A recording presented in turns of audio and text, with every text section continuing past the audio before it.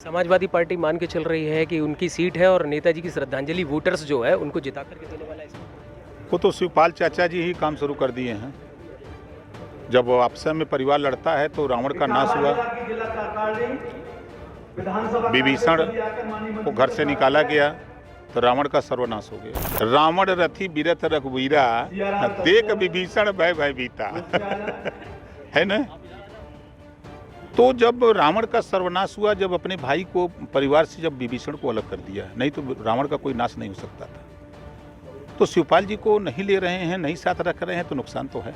चुनाव को दृष्टिगत यहाँ पर एक जनसभा को संबोधित करते हुए ओम प्रकाश राजभर जी हमारे साथ है। बाद में आप ये बताइए कि मैनपुरी की एक जनसभा जो आप मैनपुरी उपचुनाव को दृष्टिगत कर रहे हैं कि वैसे ही आप आए? नहीं, ये सावधान रथ यात्रा को लेकर के कार्यक्रम कैंसिल हुआ था माननीय नेताजी के निधन पर, तो वही कार्यक्रम ही हो रहा है। लेकिन आप अपना प्रत्याशी मैनपुरी के लिए उतार रहे हैं? हाँ बिल्कुल उतारेंगे, बेहिचक। तो फिर ऐसी स्थिति में आप अपनी जीत को, कैंडिडेट को किस पोजीशन? नहीं, देखिए, हम अच्छी स्थिति अपने कितना लोगों को समझा पाए हैं, उतने लोगों को जो है चुनाव लड़ेंगे। जो वंचित पिछड़े वंचित लोग हैं, जो अधिकार से वंचित हैं, पाल, प्रजापति, नाई, कश्यप, साक, सैनी, माली, अर्घवंशी, बंजारा, बहेलिया, खंगार, जितना हम इनको जगाए हैं तो अपनी परीक्षा होनी चाहिए ना। तो इसमें ये सेमीफाइनल होता है बाई इलेक्शन, जरा देखें कि हम भी कहाँ तक पहुँचे हैं। समाजवादी पार्टी मान के चल रही है कि उनकी सीट है और नेताजी की श्रद्धांजलि वोटर्स जो है उनको जिता करके देने वाला है। इसमें वो तो शिवपाल चाचा जी ही काम शुरू कर दिए हैं। जब आपस में परिवार लड़ता है तो रावण का नाश हुआ, विभीषण को घर से निकाला गया तो रावण का सर्वनाश हो गया। तो शिवपाल का दर्द जायज है कि वो समाजवादी पार्टी अपने आप को बता रहे हैं? 100% जायज है। उन्होंने बनाया है, पार्टी बनाई थी, मेहनत किया था इस ऊंचाई तक पहुंचाने में। नेताजी के बाद दूसरे नंबर का योगदान है तो माननीय शिवपाल यादव का।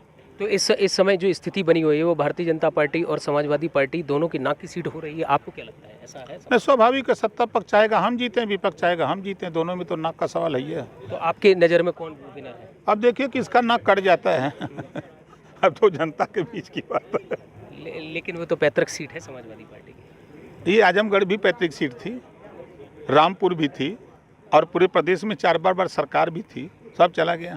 तो अगर शिवपाल सिंह चाहें तो वो चुनाव लड़ सकते हैं? उनकी पार्टी है, स्वतंत्र हम लड़ सकते हैं, लड़ा सकते हैं, कोई दिक्कत नहीं। तो आपकी नज़र में क्या उनको आना चाहिए इस चुनाव में? अब उनका विषय है, हमारा विषय हमारी पार्टी है। हम अपनी पार्टी के विषय में जानते हैं, हम मैदान में आ रहे हैं। आपके अच्छे मित्र हैं तो कम से कम दर्द तो समझते हैं? नहीं, मित्र हैं, मित्रता दोस्ती अपनी जगह है, राजनीति सबकी अपनी जगह होती है भाई। तो ऐसी स्थिति में हम ये मान के चलते हैं कि शिवपाल सिंह का दर्द जायज है? हाँ बिल्कुल जायज है, हम 100% की बातों से सहमत हैं। तो उनकी बात वोटर मानेगा? बिल्कुल मानेगा, मानता नहीं तो यशवंत नगर से जीता था कैसे? तो हम ये मान के चलें कि इस बार समाजवादी पार्टी के लिए खतरे की सीट है? देखिए, मैं बार बार कह रहा हूँ कि रावण रथी बीरथ रघुवीरा, देख विभीषण भय भय बीता है ना। तो जब रावण का सर्वनाश हुआ, जब अपने भाई को परिवार से जब विभीषण को अलग कर दिया, नहीं तो रावण का कोई नाश नहीं हो सकता था। तो शिवपाल जी को नहीं ले रहे हैं, नहीं साथ रख रहे हैं तो नुकसान तो है, उसको कोई नकार नहीं सकता है। मेरे साथ थे ओम प्रकाश राजभर जी, जिन्होंने यह बताया कि मैनपुरी उपचुनाव में इस बार समाजवादी पार्टी के लिए एक नुकसान हो सकता है और इस सीट को निकालना एक बड़ी चुनौती बनेगा। मैं अमित तिवारी, यूपी तक, इटावा।